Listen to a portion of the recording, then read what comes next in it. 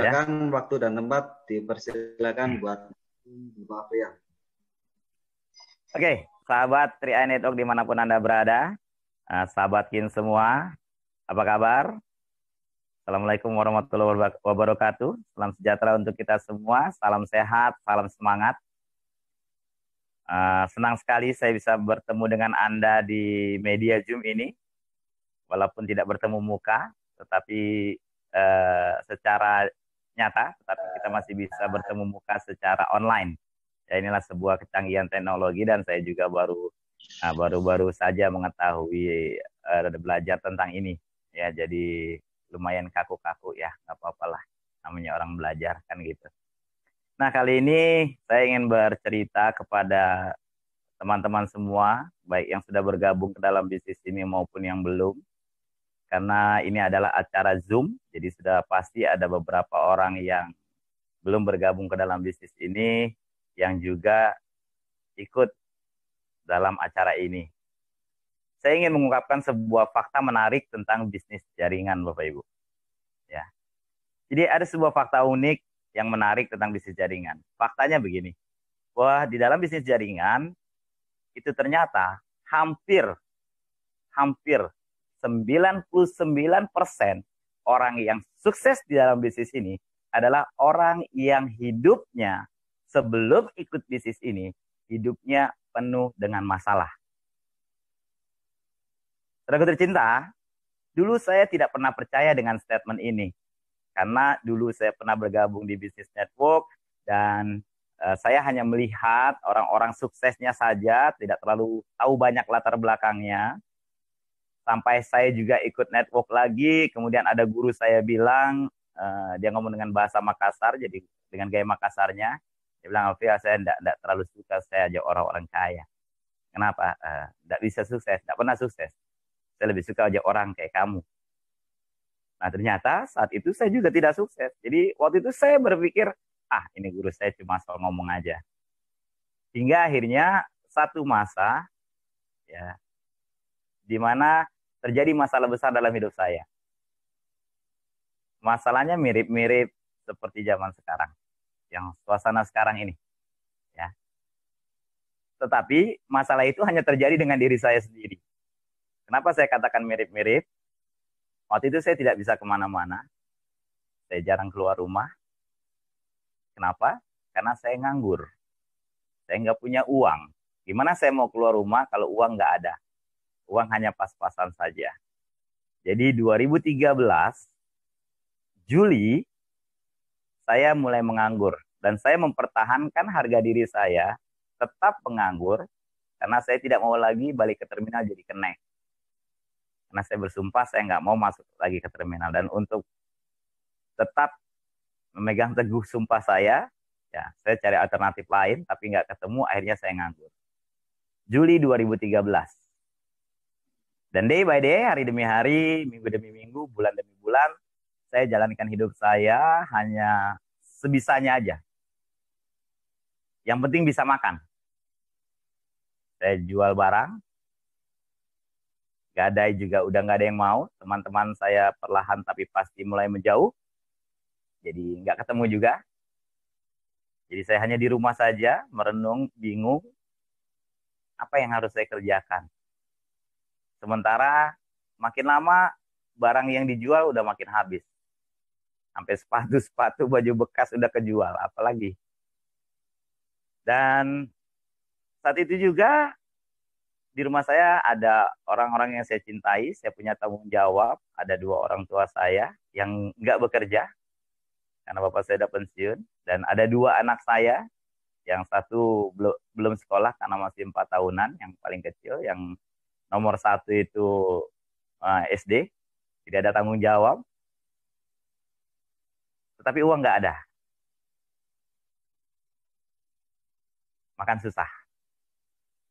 Sampai akhirnya ibu saya memutuskan kerja buat orang lain, bekerja dalam tanda kutip, jadi asisten rumah tangga, ngurusin anak orang lain. Sementara saat itu saya single parent, jadi saya nggak punya istri, jadi anak saya ya saya yang urus. Ada ibu saya yang urus. Ketika ibu saya bekerja, ya anak saya hanya saya yang urus. Dan itu dilakukan karena memang nggak ada uang. Saya sebagai anak pertama yang saat itu diandalkan untuk bisa memenuhi kebutuhan keluarga, bayar listrik, makan hari-hari, saya nganggur. Jadi nggak ada uang. Akhirnya terpaksa ibu saya dan saya, ya mau nggak mau, harus merelakan. Hingga akhirnya saat itu boleh dibilang saya merasa gelap hidup saya. Nggak tahu apa yang harus dilakukan. Akhirnya setelah 6 bulan sampai Desember 2013, saya pikir udah cukuplah keluarga saya menderita dengan ego saya yang tidak mau balik ke terminal.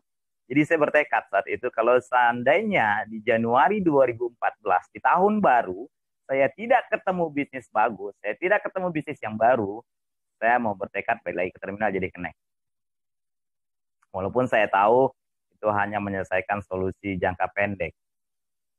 Karena saya tidak akan pernah bisa mencapai impian-impian yang saya inginkan hanya bekerja sebagai kenek. Tapi apa boleh buat, pikir saya, jika seandainya tidak ada usaha. Hingga akhirnya Bapak Ibu sekalian, di tengah kesulitan hidup saya, di tengah masalah yang bertubi-tubi dalam hidup saya ketemu bisnis di network ini. Saya ketemu bisnis ini. Saya ditawarkan oleh seseorang, yaitu Bapak Kuancen. Saya menyimak presentasinya. Jujur, saya tidak terlalu banyak yang saya ingat pada saat beliau presentasi. Cuma yang saya ingat, waktu itu ada sebuah ilustrasi. Di dalam presentasi tersebut, jika saya hanya berhasil 10% saja, dan saya gagal 90% dalam bisnis Tria ini, saya masih bisa punya income 90% gagal, saya masih bisa punya income 30 juta rupiah per bulan. Hanya itu yang saya ingat. Dan saya pikir income 30 juta pasti bisa menyelesaikan masalah saya. Jadi saat itu yang tadinya hidup saya agak hampa, yang tadinya hidup saya suram, muncul harapan. Jujur, kalau untuk 100% sukses saya nggak yakin saat itu. Temannya hilang, uang nggak ada. Segala kemungkinan yang logikanya untuk saya sukses nggak ada.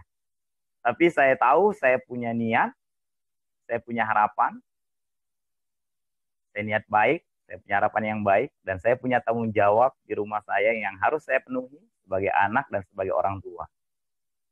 Jadi saya pikir kalau cuma 10%, saya sempat bergumam. Kalau saya kerjakan bisnis ini serius, serius-seriusnya, masa sih 10% aja Tuhan gak kasih rezeki buat saya? Saya nggak minta banyak Tuhan. Saya minta 10% saja seperti presentasinya saat itu. Itu gumaman di hati saya. Jadi saya pulang ke rumah. Saya tidak punya harta. Saya tidak punya uang untuk ikut bisnis ini. Akhirnya apa yang saya lakukan? Saya gadaikan motor saya. Saya kasih lihat kepada Anda, ini motornya. Nah, motor ini saya pajang. Sekarang. Saya pajang di depan rumah saya. Ini motor yang saya gadai 6 tahun yang lalu. Yang sekarang jadi monumen sejarah hidup saya. Jadi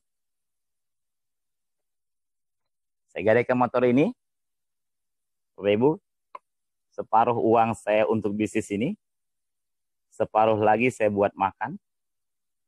Saya berdoa saat itu, saya ingat, saya bergumam, saya berdoa, ya Allah, jika ini sebuah jalan untuk saya keluar dari masalah hidup saya, berikan saya kekuatan untuk bisa merubah apa-apa yang memang Kau izinkan untuk saya rubah.